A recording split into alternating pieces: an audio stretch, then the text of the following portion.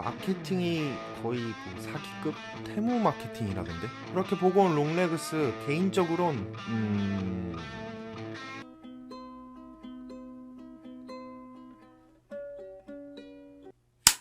안녕하세요, 방구석 영화감독입니다.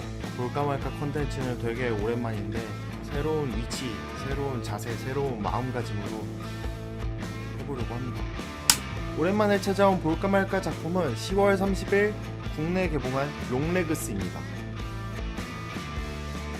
볼까 말까는 영화관에서 상영하는 신작을 꼭 영화관에서 봐야 할까? 추천 혹은 비추천으로 진행하는 리뷰 콘텐츠입니다. 그럼 지금 바로 시작하시죠.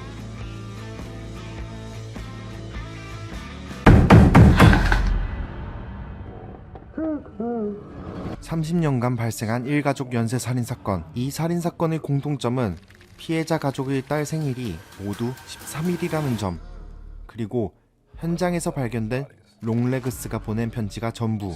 뛰어난 직감을 가진 FBI 요원 리 하커가 투입되면서 빠른 속도로 사건의 실마리가 밝혀지기 시작하는데요. 과연 롱레그스의 정체는 무엇이며 하커는 이 사건과 어떻게 연관이 되어 있을까요?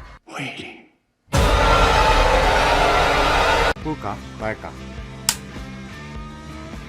히치콕의 영화 사이코에서 노먼 베이츠를 연기했던 안소니 퍼킨슨의 아들 오즈굿 퍼킨슨의 네 번째 공포 장편 영화입니다. 주연으로는 정말 인상 깊게 봤던 인디 공포 영화죠. 팔로우의 마이카 멀로, 그리고 요새 아주 독특한 캐릭터 연기를 선보이는 니콜라스 케이지가 롱레그스로 등장합니다.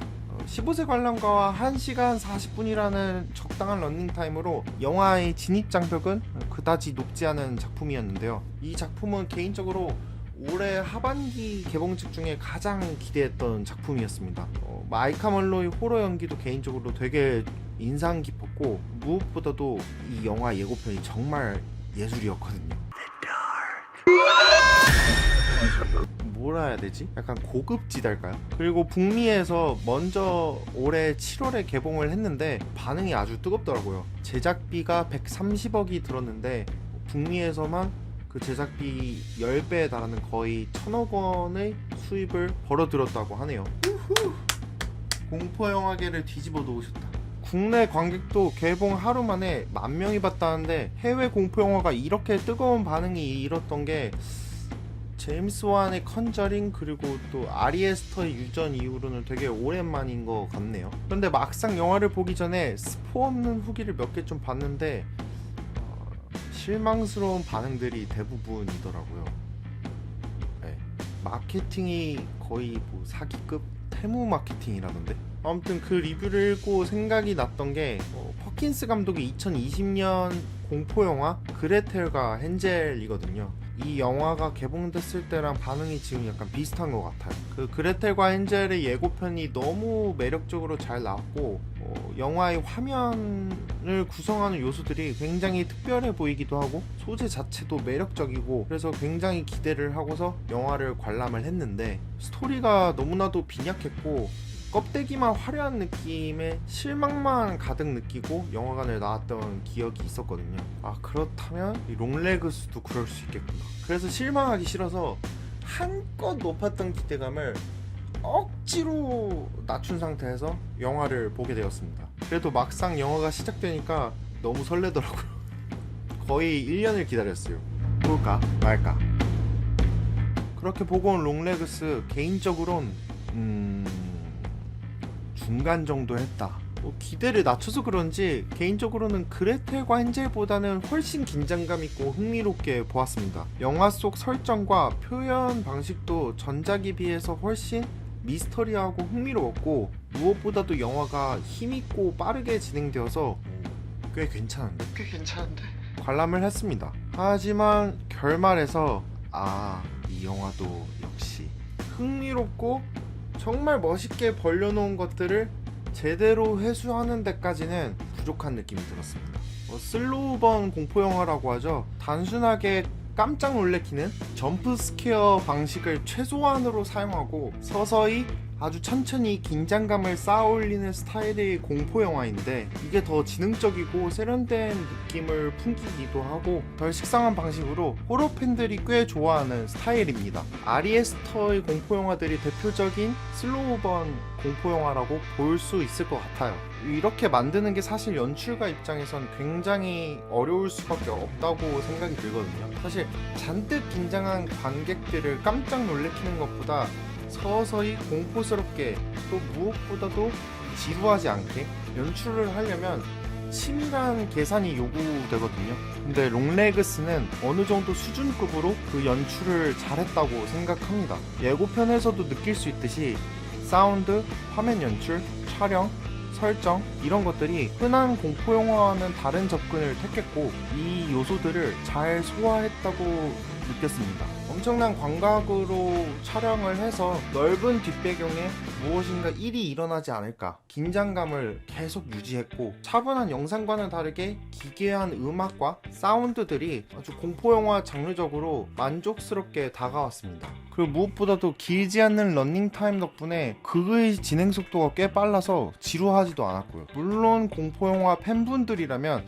완전히 새로운 느낌이다 까지는 느끼지는 못할 수도 있을 텐데 어쨌든 어느 정도 절제된 공포 요소들을 잘 이용하고 영화에 녹여냈다고 느꼈습니다. 슬로우번 공포 영화의 경우 사실 치밀한 연출뿐만 아니라 정말 중요하다고 생각하는 게 있는데 바로 영화의 이야기거든요. 사람들을 단순하게 비주얼적으로 혹은 사운드적으로 깜짝 놀래키고 자극하는 방법이 아니라 이야기 자체의 공포감에 소름이 끼치도록 하는 유형의 공포영화이기 때문에 영화의 이야기가 그만큼 굉장히 중요한 요소인데 예를 들어서 한국 공포영화 중엔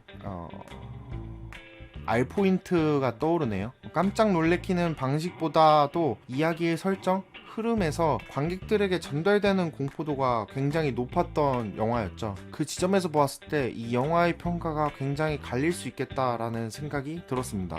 영화가 보여주는 세계가 아주 매력적이었고 빠른 진행 속도 그리고 결말에 이르는 과정이 미스터리하고 흥미롭게 진행이 잘 되었지만 결국 결말 부분에서 힘을 잃게 되는 어떤 하나의 설정 때문에 가장 강력해야 할 결말 부분이 영화 전체를 아쉽게 만들었다는 느낌이 들었거든요. 이 영화는 제 추측으론 감독님이 이 영화를 구상하고 만들 때 두 마리 토끼를 잡아보자 라고 생각하지 않았을까 생각이 드는데요. 공포 장르와 범죄 스릴러물을 잘 섞어보자 라고 설정한 것 같은데 미스터리한 범죄 사건 이야기도 챙기고 그리고 공포 장르로서의 영화도 챙기고 그러려다 보니 조금은 아쉬운 방법으로 이 두 장르를 혼합시켜서 조금은 애매한 형태의 작품이 되었다고 느꼈습니다. 공포 장르로서도 좀 애매하고 그렇다고 해서 또 범죄 스릴러 장르로서도 애매한 그런 애매한 포지션에 있게 되지 않았나 이렇게 좀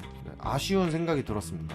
볼까 말까 롱레그스 이렇게 정리할 수 있을 듯 합니다. 먼저 이런 분들에게는 추천드리고 싶습니다. 첫 번째, 자주 나오지 않는 세련된 영상미를 가진 공포영화를 영화관에서 보고 싶다면 추천. 영화가 확실히 요즘 나오는 여타 공포영화들에 비해서 덜 뻔하고 덜 유치하다 라는 느낌은 아주 좋았습니다.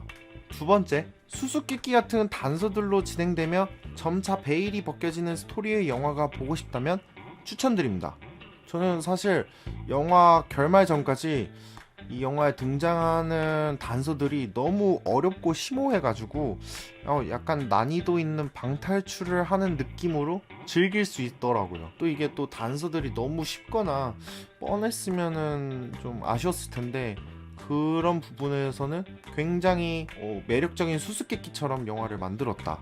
그리고 영화 끝에 가서는 아주 잘 설명해 줍니다. 그래서 영화 끝나고 나서도 딱히 이해가 안 되는 부분은 없었어요. 좀 있긴 한데. 세 번째, 흥미로운 캐릭터에 관심이 있다면 추천드립니다. 남들보다 뛰어난 직감을 보유하고 있으면서도 동시에 여성 FBI 요원으로서 두려움도 느끼고 또 한편으로는 롱레그스 사건과 얽혀있는 복잡하고 입체적인 캐릭터인데 그 캐릭터를 보는 맛이 아주 좋았습니다. 그리고 물론 니콜라스 케이지가 분한 기괴한 롱레그스 역시 아주 매력적이라고 느꼈고요. 반대로 탄탄한 스토리, 탄탄한 개연성을 원하신다면 비추천드립니다. 엄청 무서운 공포 영화를 기대하신다면 비추천드립니다. 전 사실 잔인할 줄 알았는데 직접적으로 묘사되는 장면은 딱히 있지 않았고요. 점프 스퀘어 같은 경우는 거의 없다고 봐도 무방할 정도로 안 나왔어요. 그래도 깜짝 놀라시는 분이 계시긴 계셨는데 그분이 놀랐던 장면은 되게 조용한 집 안에서 주인공이 단으로 접혀있던 편지지를 잘 피려고 뜬금없이 책상에 이렇게 꽝 때리는 장면이 있는데 거기서 어떤 관객분이 으악! 하고 놀라더라고요. 네, 그런 분들한테는 그러면은 좀 무서운 장면이 좀 있는 것 같긴 해요. 근데 제가 말한 점프스퀘어는 갑툭튀라고 하죠. 갑자기 귀신이 확 튀어나온다던가 갑자기 막 사람이 죽는다던가 그런 장면은 없었습니다. 또 댓글에 이 영화는 공포 영화가 아니라 약간 조디악?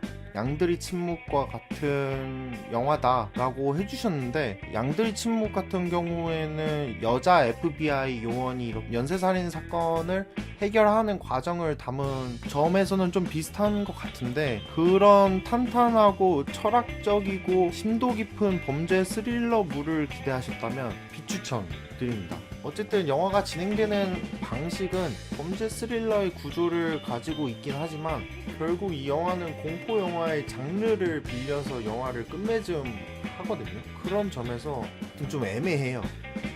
감독이 어떻게 해야 세련된 느낌을 풍길지, 또 힙한 공포 영화가 될지 굉장히 잘 알고 있고, 그걸 지속적으로 활용하는 느낌이 살짝 보면서 얄밉기까지 했거든요. 물론 그렇다고 해서 영화가 막 실증이 나거나 그러지는 않았었지만, 이게 이야기가 굉장히 탄탄했다면 그 세련된 연출들이 단순히 보여주기 식으로 그치지 않고 더 좋게 다가왔을 텐데, 그런 점에서는 아쉬움이 남았던 작품이었습니다. 그럼에도 불구하고 스토리에 대한 기대치를 낮추고 간다면 적당히 흥미롭고 흔히 극장에서 볼 수 없었던 공포 영화로 큰 아쉬움 없이 볼 수 있는 극장 경험이 되지 않을까 조심스럽게 생각해 봅니다.